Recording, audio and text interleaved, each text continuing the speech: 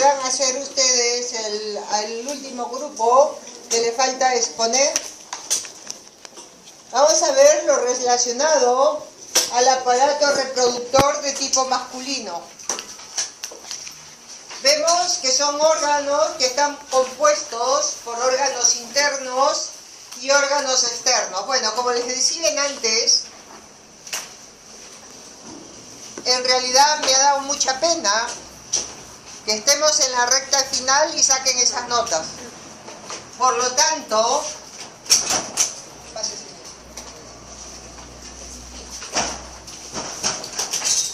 ya el tiempo para práctica no va a alcanzar. Señorita, por favor, ¿puedes escuchar y después puedes tomar las fotos? Se encuentran dentro de la cavidad abdominal y son las vesículas seminales, la próstata, los conductos deferentes y las glándulas de Cooper.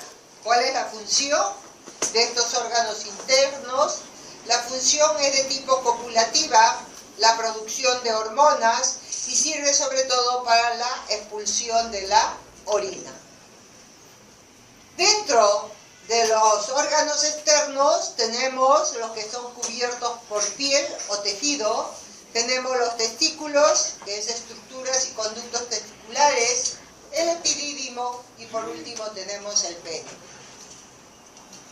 Así se vería la lámina de histología vista en un corte transversal de lo que es el pene. El pene está formado o está rodeado por un tejido epitelial. Este tejido epitelial en su matriz propiamente dicha va a tener lo que son los cuerpos cavernosos, que está rodeada por lo que es la albuginia, y por último vamos a tener el cuerpo esponjoso. Y en él vamos a tener lo que corresponde a la uretra. Aquí está equivocado, son dos cuerpos cavernosos y un esponjoso. Vemos que su composición tiene tres cuerpos cilíndricos de tejido cavernoso o túnica albuginia. Los cuerpos cavernosos están rodeados de un tejido conectivo fibroso denominado albuginia. ¿Cuál es la función? La función es del coito, transporte de esperma, desechar la orina. Vemos también que tiene un tejido que es un tejido de tipo epitelio plano queratinizado a nivel de piel y tiene un epitelio plano estratificado no queratinizado. El testículo, más bien, como ven ustedes acá, estos son los testículos, está formado por estos conductos que son los conductos seminíferos o tubos seminíferos. En estos tubos de tipo seminífero vamos a ver nosotros que está formado por un grupo de células que van a formar lo que es la espermatogénesis. ¿Qué significa esto? La formación del espermatozoide. Va desde una célula grande que es la espermatogonia, esta se va a diferenciar en espermatocitos de primero y de segundo grado, y así se va a convertir en un espermátide, y este espermátide por último se va a convertir en un espermatozoide. Vemos que estos se desarrollan generalmente cuando ustedes están en estado fetal, se desarrollan a nivel abdominal y descienden hacia el escroto, hacia la parte externa. Vemos que está formado por conductos deferentes como las arterias y las venas espermáticas, así como linfáticos y nervios del testículo. Los testículos tienen tres túnicas. La túnica vaginal, que es un saco seroso que rodea el testículo. La túnica albuginia, que es una cápsula de tejido conectivo denso de tipo irregular. La túnica vascular, que es un tejido laxo muy vascularizado. Vemos también que tenemos un mediastino testicular que sale del tabique incompleto y forma aproximadamente 250 lobulillos testiculares o túbulos seminíferos. Cada lobulillo contiene de 1 a 4 túbulos seminíferos que están rodeados de un tejido conectivo laxo que contiene vasos sanguíneos, vasos linfáticos y tiene un grupo de células que son las células de Leydig, que son las que van a producir la testosterona. Miren, aquí tienen lo que son los túbulos seminíferos. Son tubos plegados que van entre 30 a 70, con una longitud de 150 a 250 micrómetros de diámetro. Son especializados en la reproducción de espermatozoides. Están compuestos por una túnica, que es la túnica albuginia, y vemos también que tiene un epitelio seminífero completamente grueso, que están separados por una lámina basal, y este tejido conectivo va a contener fibras de colágeno, que son colágeno sobre todo colágeno tipo 1. Vean ustedes, este es el epitelio germinal, que tiene varias capas. Sobre todo, estas capas van a contener de 4 tipos de células, que son las espermatogénicas, pero también van acompañadas de este tipo de célula, que es la célula de Sertoli. Vemos que esta célula de Sertoli se dice que es una célula de sostén, posee receptores para las hormonas, folículo estimulante, sobre todo a nivel de la membrana plasmática. Como pueden observar, estas células que se encuentran en la base del tubo seminífero corresponde a las que son las espermatogonias. Luego vemos que este núcleo va a variar en forma, como ven ustedes acá. Su estadio es tan rápido, tan corto, que no se puede diferenciar entre un espermatocito de primer grado con otro de segundo grado. Y vemos que son los espermatocitos. Luego se va a convertir en estas células que vienen a ser los espermátides, que son las células mucho más pequeñas, y estas espermátides son las que se van a convertir en espermatozoides. Es así como se produce la diferenciación celular de estas células hasta convertirse en un espermatozoide. Ahora, entre tubo y tubo seminífero se va a encontrar un tipo de células que es como los fibroblastos, que producen colágeno, y van a encontrarse esta célula que es la célula de Leydig, o células intersticiales. Tienen su citoplasma que se tiñe de un color acidófilo y son las que vienen a formar la testosterona. Vean ustedes, aquí tenemos lo que son las células de Sertoli, que se le llaman células en clavija, o también se le llaman células de sostén. Son células que poseen receptores para las hormonas folículo estimulante, sobre todo de la membrana plasmática. Tienen una forma de unión ocluyente entre sí, cerca de la base, y dividen al tubo seminífero en un compartimiento basal y el otro luminal. La forma unión es ocluyente entre sí, cerca de la base, y dividen al túbulo seminífero en un compartimiento basal y luminal, las cuales van a formar lo que es una barrera hematotesticular, porque protege a las células espermáticas en desarrollo, sobre todo a las reacciones de lo que son autoinmunes. ¿Cuál es la función? De soporte. Proteger y nutrir a las células espermatogénicas. Fagocitar el exceso de citoplasma de las espermátides en maduración, tanto a la espermatogonia como a los espermatocitos de primer orden como de segundo orden. Luego también secretar un líquido rico en fructosa que me va a transportar lo que son los espermatozoides a través de los tubos seminíferos hacia los conductos genitales. Y por último, sirve para sintetizar las proteínas fijadoras de andrógeno por estímulo de la hormona. Entonces, esa sería la función específica de esta célula que está acá, que es la célula de Sertoli. Pero ¿qué entiende por espermatogonia? La espermatogonia es espermatogénesis. La espermatogénesis es la forma de diferenciación de esta célula, dándose inicio con la espermatogonia. La espermatogonia es una célula que puede ser de tipo A como puede ser de tipo B. La de tipo A se divide por mitosis para reemplazar a las células que inician la diferenciación, que se van a transformar en espermatocitos de primero y espermatocitos de segundo orden.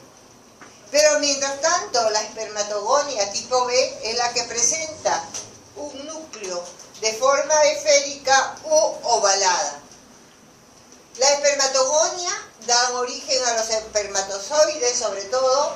Estas células se localizan a nivel de la membrana basal, son células bien grandes, los espermatocitos de primarios y espermatocitos secundarios, y por último en espermatozoides.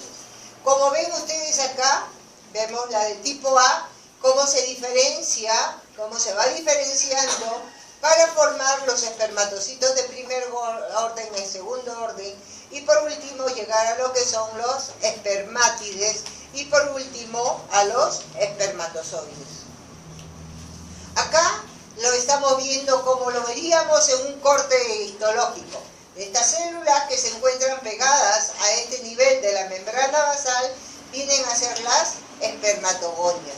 Y luego, si observan las células que están hacia abajo, se ve perfectamente que su citoplasma se ve de un color rosado mucho más claro, y lo que me llama la atención es que sus núcleos se encuentran en estado de mitosis, porque están en una transformación de convertirse en un espermatocito de primer orden para convertirse luego en un espermatocito de segundo orden.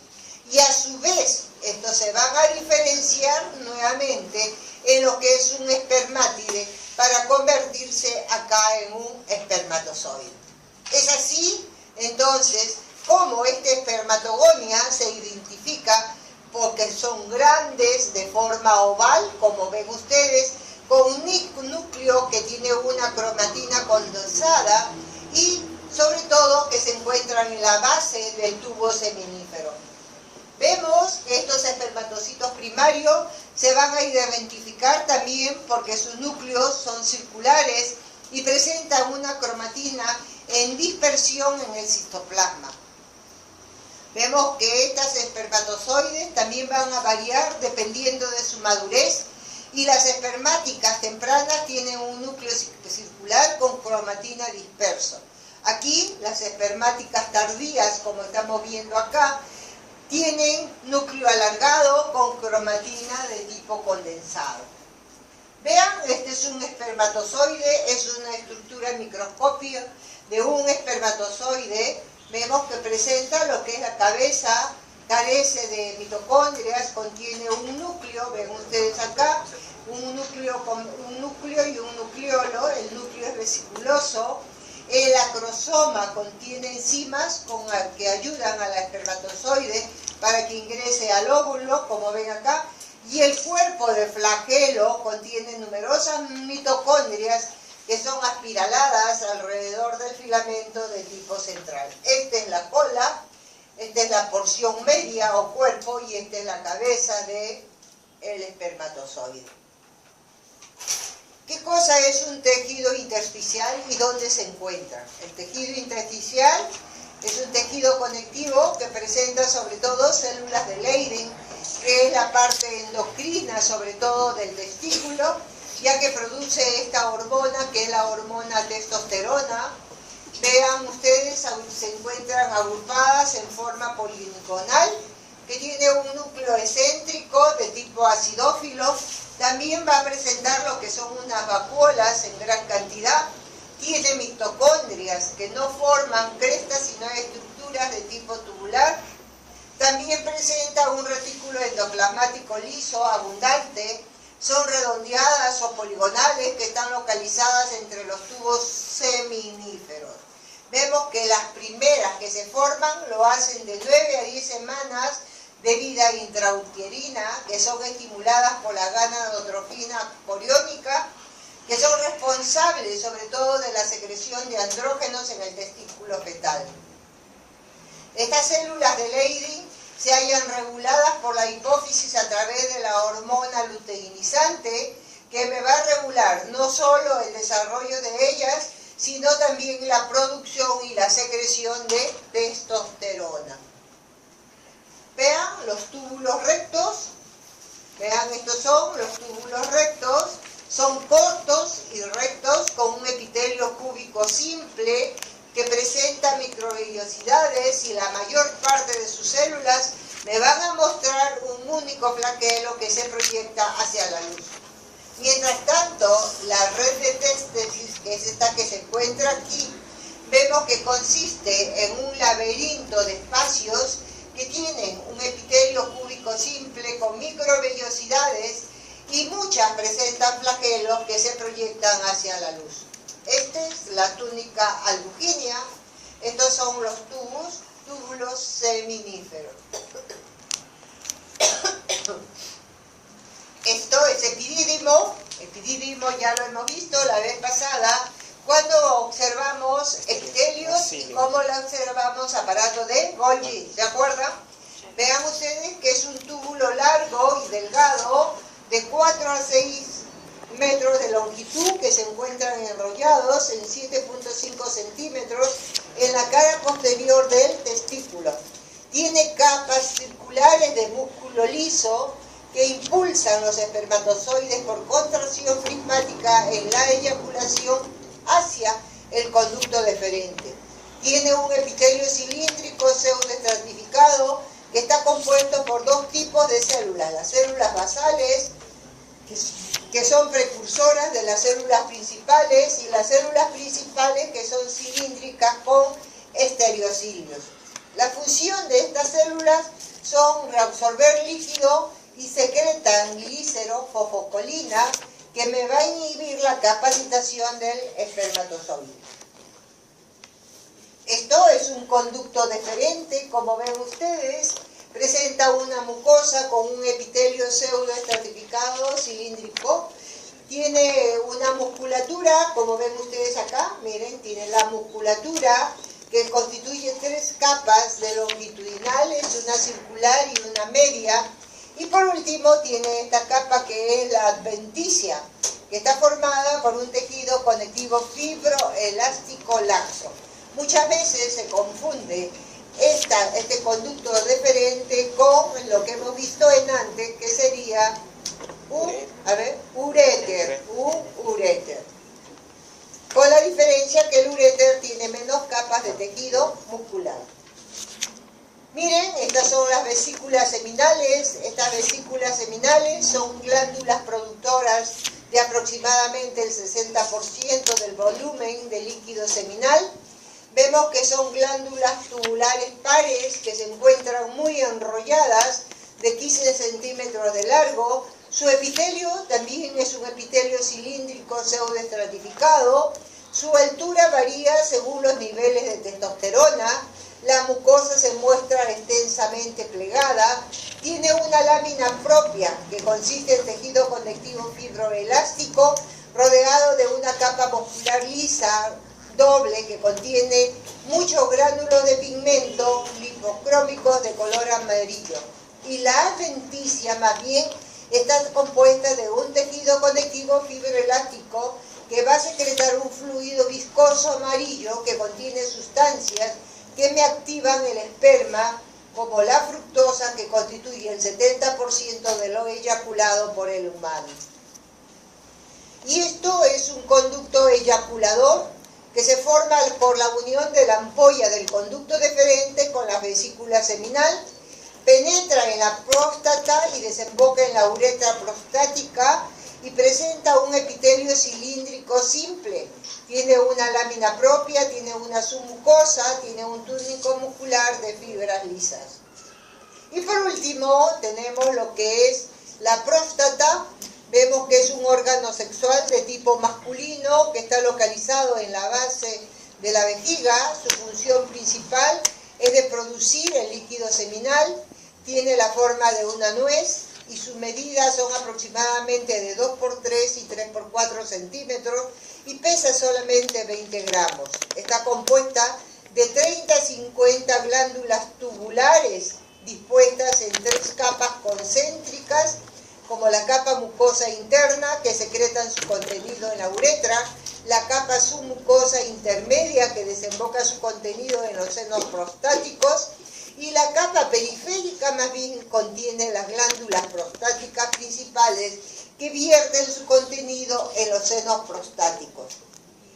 Esto que ven ustedes acá, como ven, acá estamos viendo esta formación que se encuentra en medio, viene a ser la uretra prostática. Este que está acá viene a ser los conductos de eyaculación. Esta formación que ven ustedes acá es la dilatación terminal del utrículo prostático, y esto que está es el divertículo de la uretra de tipo prostática. Y todas estas formaciones son las glándulas prostáticas. Estas glándulas prostáticas muchas veces en su parte interna van a encontrar unos cuerpos amiláceos. Estos cuerpos amiláceos se toman el nombre de calcoforitos. Generalmente a partir entre los 30 y 40 años de edad empieza la aparición de estos calcoforitos en el joven, y sobre todo cuando tiene 80 ya hay gran cantidad de estos calcoforitos que se encuentran tanto en los conductos como en los alvéolos prostáticos. Miren, esta es una glándula bulbouretral que está localizada adyacentemente a la uretra membranosa y donde se vacía su secreción para lubricarla. Son glándulas túbulo-alveolares compuestas de mucosa, muestra un epitelio cúbico o cilíndrico simple y están rodeados por una cápsula fibroelástica que va a contener un músculo liso completamente estriado. Esto ya corresponde al aparato reproductor de tipo femenino. Miren, tenemos también internos y también tenemos externos. Dentro de los internos tenemos el útero, la trompa de falopio, tenemos los ovarios y tenemos el cuello uterino y tenemos la vagina. Eso serían las partes internas. Categoría de las estructuras reproductivas de los órganos sexuales primarios. Tenemos las gónadas, que son los ovarios, y órganos sexuales secundarios son la vagina, el útero, la trompa de falopio y las glándulas mamarias. Vea, este es el ovario, que se va a dividir en tres componentes. En primer lugar, la cápsula, que está formado por un epitelio de tipo cúbico, el hilio, que es la vía a través de la cual los vasos sanguíneos y linfáticos entran al ovario, la médula, que contiene acúmulo de células estromales parecidos a la de la corteza, y la corteza, que está formada por células similares a los fibroblastos, que me forman remolinos foliculares ováricos en diversas etapas del desarrollo. Aquí también, igual que en el varón, este óvulo desarrolla. En primer lugar, tenemos el ovocito primordial. Después del ovocito, este es el ovocito primordial, miren, ve, está rodeado de un grupo de células planas. Es una célula que está rodeada por un grupo de células planas. Este ovocito primordial luego se transforma en un ovocito de tipo primario. Estas células planas se van a convertir en un grupo de células cúbicas, solamente primordial rodeado por un grupo de células cúbicas. De allí viene el secundario, que está formado por 2 o 3 capas de células cúbicas. Luego viene el folículo en crecimiento, que tiene mayor capa de células foliculares, pero aquí ya se está formando la membrana pelúcida, la teca interna y la teca externa. Y luego se va a convertir en un folículo de Graf. Cuando es ya folículo de Graf, este ovocito se desprende y pasa por las trompas para ser fecundado. Y en caso no es fecundado, se produce la menstruación. Acá tienen ustedes, miren ustedes, aquí ya este es un folículo primario. Este sería no hay un folículo primordial acá, porque serían células planas, un folículo primario, también vean acá. Este es un folículo secundario o un folículo en crecimiento. Este es un folículo ya maduro. Vean, se forma el antrio folicular, que va a contener el licor folicular. Las células foliculares se desplazan a nivel del ovocito y me dejan un espacio. Aquí ya tengo formada lo que es la membrana pelúcida. También tengo formada lo que es la teca interna y la teca de tipo externa, la que me van a formar después el famoso cuerpo amarillo. Vemos también que luego que se ha desprendido este ovocito, se me va a formar un folículo atrésico, que viene a ser la cicatrización en sí, donde se ha posado este folículo. y se encuentran sobre todo en estado de degeneración y aparecen gran cantidad de fibroblastos para formar la cicatriz en esta zona. Ustedes dirán, doctora, ¿y cuándo es que se me forman los quistes ováricos? Los quistes ováricos es cuando este folículo maduro no se ha desprendido. Se convierte en un tejido fibroso y no se desprende. Y queda ahí constantemente. Entonces, ustedes deben de saber que uno menstrua un mes de un ovario y otro mes del otro ovario. Cuando no se menstrua de un ovario, sí, es así. No es de los dos ovarios que ustedes van a menstruar todos los meses. Un mes se menstrua de un ovario y otro mes se menstrua de otro ovario.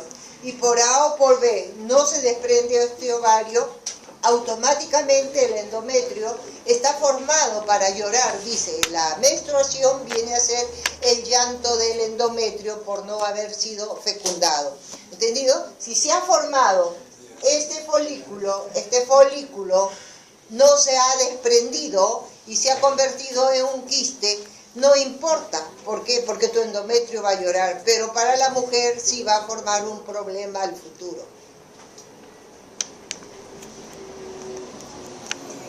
Miren, aquí tienen un folículo primordial, miren las células completamente planas, acá tienen folículos primordiales, aquí tienen un folículo secundario o multilaminar, que también se le llama primario o multilaminar, unilaminar.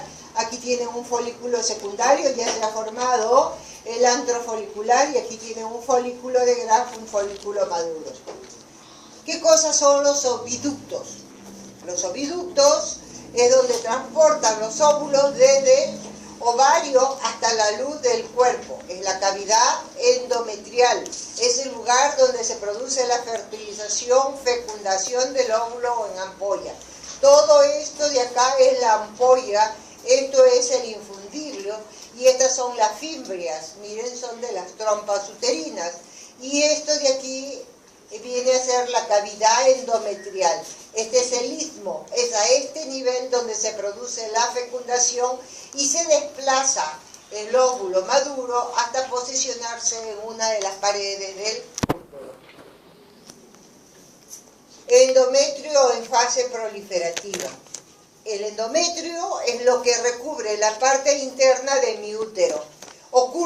Es cuando ocurre una nueva epitelización y renovación de las capas funcionales. Se inicia cuando cesa el flujo menstrual y se extiende aproximadamente hasta el día 14 del ciclo.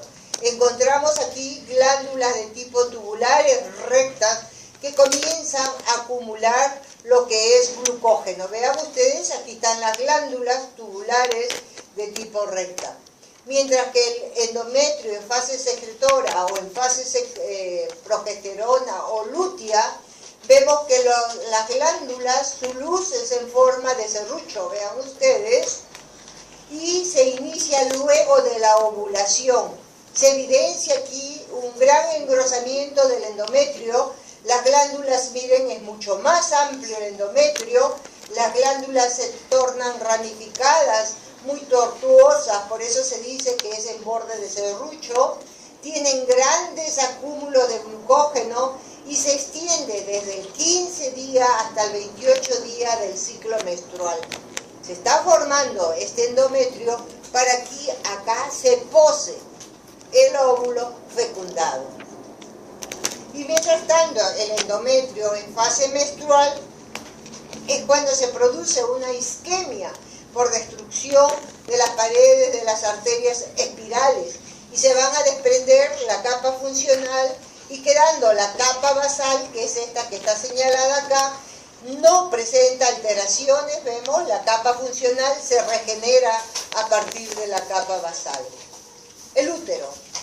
El útero es un órgano muscular que recibe las trompas uterinas de derecha a izquierda y está revestida del epitelio de tipo cilíndrico y puede dividirse en tres partes: un fondo, un cuerpo y el cervix del cuello. La pared del útero está formada por tres túnicas: una, el endometrio; el otro, el miometrio; y por último viene la serosa. El cuello uterino Miren, está formado por un epitelio poliestratificado plano no queratinizado, pero va a estar formada por dos partes, una que es la parte del endocervix y otro que es el exocervix. El exocervix es la parte externa y el endocervix sería la parte interna. El exocervix es toda esta porción gruesa que está formado por este epitelio poliestratificado plano no queratinizado. Y vean, cuando se está convirtiendo en lo que es endocervix, este epitelio se transforma en un epitelio de tipo cilíndrico. Pero, para que sepan por conocimiento o para que sepan ustedes a dónde se produce el cáncer de cuello uterino, es en la diferenciación de este epitelio poliestratificado plano no queratinizado en este epitelio cilíndrico, es aquí donde se inicia el cáncer del cuello uterino. Generalmente los obstetras y los médicos ginecólogos toman de aquí con un hisopo las células para lo que se conoce con el nombre de Papá Nicolau, para ver si la mujer está con cáncer de cuello uterino. La vagina es una vaina fibromuscular que está compuesta por tres capas. La mucosa, que tiene un epitelio poliestratificado plano no queratinizado, tiene una capa muscular de músculo liso y por último tiene una adventicia. Genitales externos. Sabemos que está formada por la vulva, labios mayores, que tiene piel con tejido adiposo y músculo liso, los labios menores, que tiene piel, folículos pilosos, tejido adiposo, tejido conectivo esponjoso, con fibras elásticas, y el vestículo o vestíbulo que recibe secreción de las glándulas de Bertolini y sobre todo que secretan moco. Aquí, sobre todo en las señoritas que no presentan una buena higiene, y generalmente estas glándulas de Bertolini se infectan y muchas veces hay que hacer un corte. El clítoris, que está formado por un epitelio plano estratificado, tienen dos cuerpos eréctiles, son múltiples vasos sanguíneos y nervios sensoriales, sobre todo para la excitación. ¿Cuáles son las enfermedades de transmisión sexual? También conocidas como ITS. Son enfermedades de transmisión sexual, son un conjunto de afecciones clínicas infectocontagiosas que se transmiten de persona a persona por medio del contacto sexual. Sin embargo, puede transmitirse también por uso de jeringas contaminadas, como es, ¿cuáles? A ver, el SIDA, muy bien. Bien, y también contaminadas por contacto de la sangre, como la hepatitis B, y algunas de ellas pueden transmitirse también durante el embarazo o el parto, desde la madre o al hijo. Vean ustedes, esta es una gonorrea, generalmente la transmite el hombre. Por favor, somos estudiantes universitarios. Se las he puesto, señores, porque ahora en la juventud todo es sexo. Aquí ya no hay amor, ya no hay enamoramiento, no hay nada. Se conocen desde el primer día y de frente se van a un hotel. Tan es así que en la fiesta, sobre todo de la universidad, la mayoría a los 6 meses salen con enfermedades infectocontagiosas o salen embarazados. Vemos que esta gonorrea es una infección de transmisión sexual provocada por la bacteria Neisseria. Esta bacteria también puede crecer en la boca. Presten atención, señores. Esto lo estoy haciendo como cultura general. En la boca, la garganta, los ojos y el ano. Ya saben en la garganta por qué cuando se hace el sexo oral. Son síntomas comunes en los hombres, la sensación de ardor al orinar o una secreción blanca, amarillenta o verdosa del pene, que por lo general aparece entre el 1 y 14 días. Síntomas en mujeres: dolor o ardor al orinar, aumento de flujo vaginal o hemorragia vaginal entre periodos. La gonorrea no es fácil de tratar. En caso de tener gonorrea, debe tomar un antibiótico, específicamente la ciprofloxacina y la ofloxacina.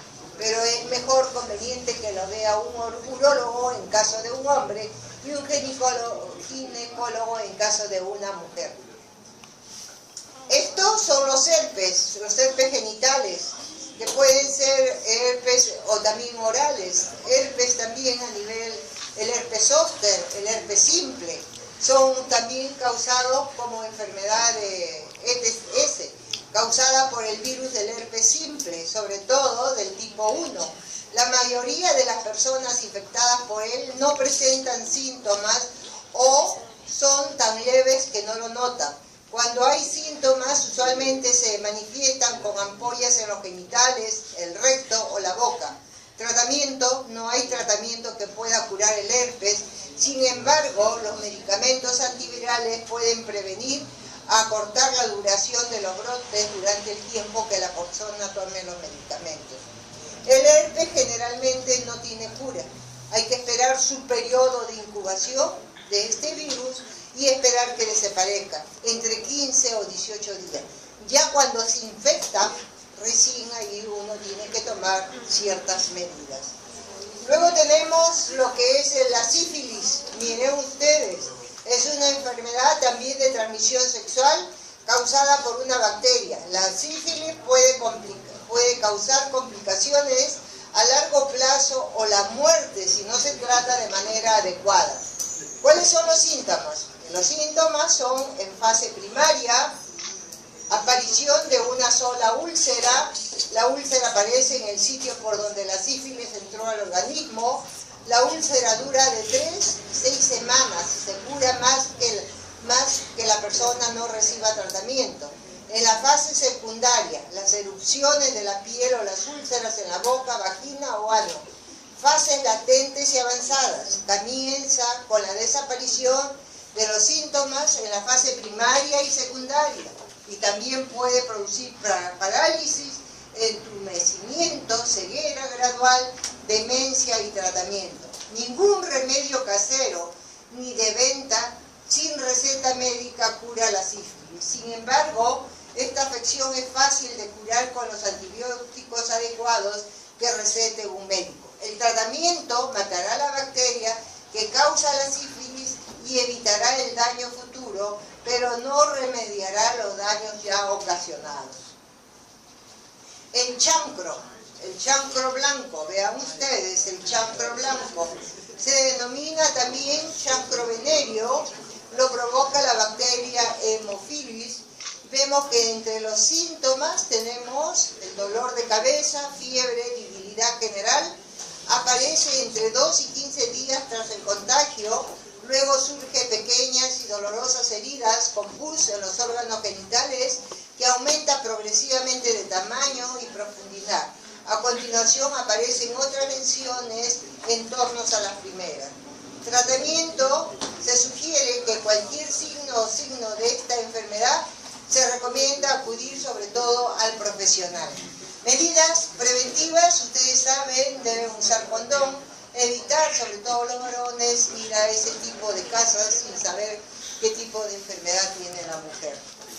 Otra de las enfermedades son la tricomoniasis, que es una enfermedad de transmisión sexual causada por el parásito protozoario llamado tricomona.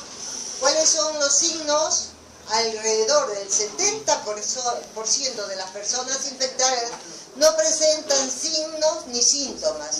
En el hombre puede sentir picazón o irritación dentro del pene, ardor después de orinar o eyacular, o puede tener alguna secreción del pene. En las mujeres puede notar picazón, ardor, enrojecimiento o dolor de los genitales, molestia al orinar o una secreción clara con un olor inusual que puede ser transparente, blanca, amarillenta o verdosa. Se cura con una sola dosis de antibiótico recetada por su ginecólogo. La hepatitis B, que también es otra de las irritaciones e hinchazones del hígado, sobre todo debido a infecciones del virus de hepatitis. Si tienen la posibilidad de viajar a la selva, por favor, pónganse la vacuna, porque generalmente el que viene de allá viene con este tipo de hepatitis. Tenemos otro tipo de hepatitis, la A, la C y la D. Vemos también que los síntomas son inapetencia, fatiga, febrícula, dolores musculares, náuseas, piel amarilla, la orina turbia. Miren cómo se ponen los ojos.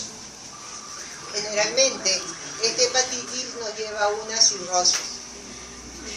El papiloma, que es muy frecuente, sobre todo en las mujeres, que es contagiado por el varón. El virus del papiloma humano se transmite por contacto genital, más a menudo por relaciones sexuales vaginales y anales. No, sí, ya lo saben, me quedo callada, ya no lo explico.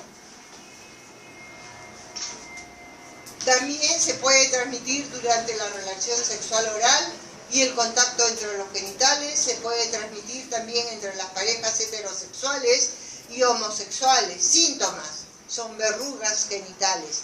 Hay veces uno no le da importancia, son pequeñas verrugas que se presentan y le dice son lunares y no sabe que son ya las formaciones de estas verrugas que producen el papiloma. Pueden ser pequeñas o grandes, planas o elevadas o en forma de coliflor.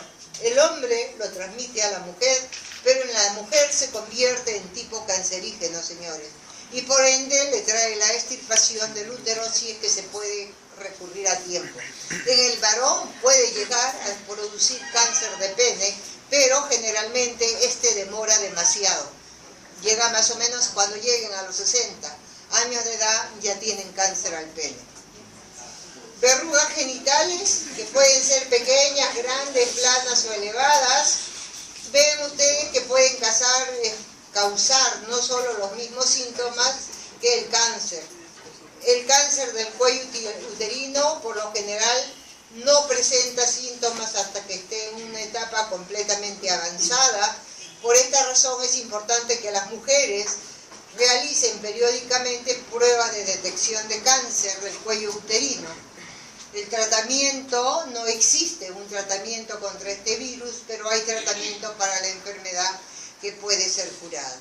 Entonces no se olviden, ustedes mujeres, tengan mucho cuidado si tienen relación, por más que les diga que están limpios, siempre traten de prevenirse. Incluso en la actualidad se está sugiriendo que los esposos, si saben que su esposo es promiscuo, o se imaginan ustedes decirle que se proteja, para evitar este tipo de enfermedad, porque más causa daño a la mujer que al hombre. A la mujer le causa esterilidad. Si uno se divorcia, ya no puede tener bebés y puede producir el cáncer que es mortal a nivel de la mujer, a nivel del cuello uterino.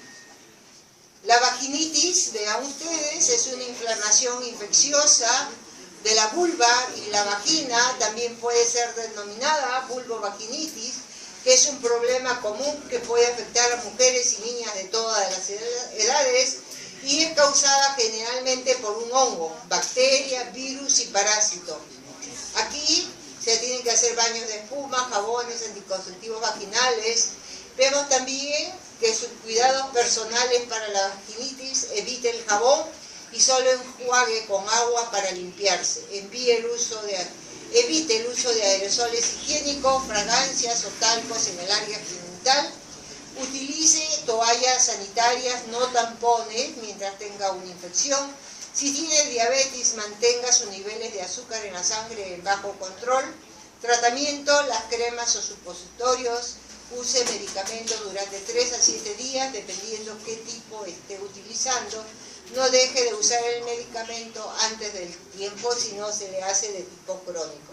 Entonces son hongos que nos salen generalmente a las mujeres cuando uno no tiene una buena limpieza. Sobre todo no se cambian continuamente la serena cuando están menstruando.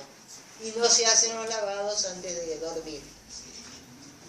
Y la última enfermedad es el VIH, que es una enfermedad causada por el virus de la inmunodeficiencia humana. La afección destruye el síntoma inmunitario en forma gradual, lo que hace que para el cuerpo sea más difícil combatir la infección.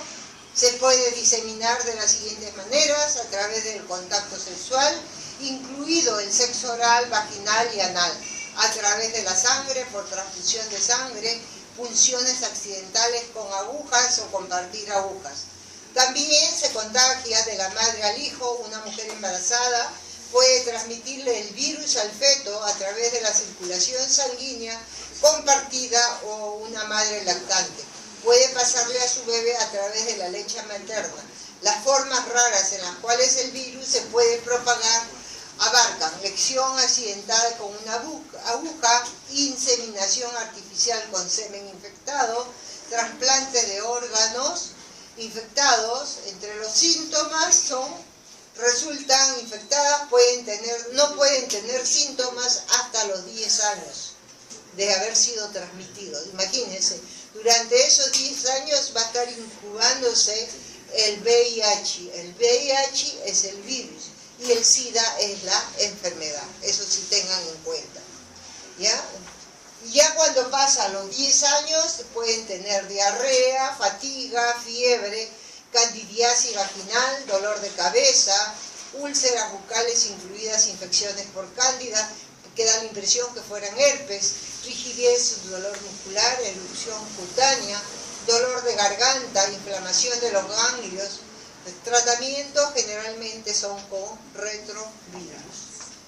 Por ejemplo, yo tengo un alumno hace 2 años en obstetricia, estaban enseñándole a poner inyectables y en una de sus guardias no sabía que a la persona que le estaba poniendo iba a dar a luz, le estaba poniendo una oxitocina, se pinchó con la misma aguja. El chico le estaban dando retrovirales porque no iba a salir si tenía virus o el virus del VIH o no, hasta después de 10 años. El chico tenía un montón de sintomatologías y hasta dejó la carrera. Y esto ya es el SIDA, es la etapa final de la infección, en el cual se produce un grave daño, sobre todo al sistema inmunitario. El SIDA es la segunda causa más importante de la muerte entre las personas de 25 y 44 años de edad. Vemos de cuáles son los síntomas: escalofrío, fiebre, sapullido, dolores, ganglio linfático inflamado, debilidad y pérdida de peso. Ustedes saben que este SIDA es una enfermedad que se está propagando a cualquier cantidad en el mundo, señores. Porque si tú no tienes idea que tienes esta enfermedad y tienes un contacto con tu pareja, entonces automáticamente se lo estás contagiando a él. Porque tienes que esperar que tenga 10 años o te baje tu sistema inmune para darte cuenta perfectamente que ya tienes esta enfermedad. Nadie muere de SIDA, señores, se muere por las enfermedades que se le vienen encima. Sí. Bueno, hasta ahí hemos terminado la clase de histología, no les debo absolutamente nada.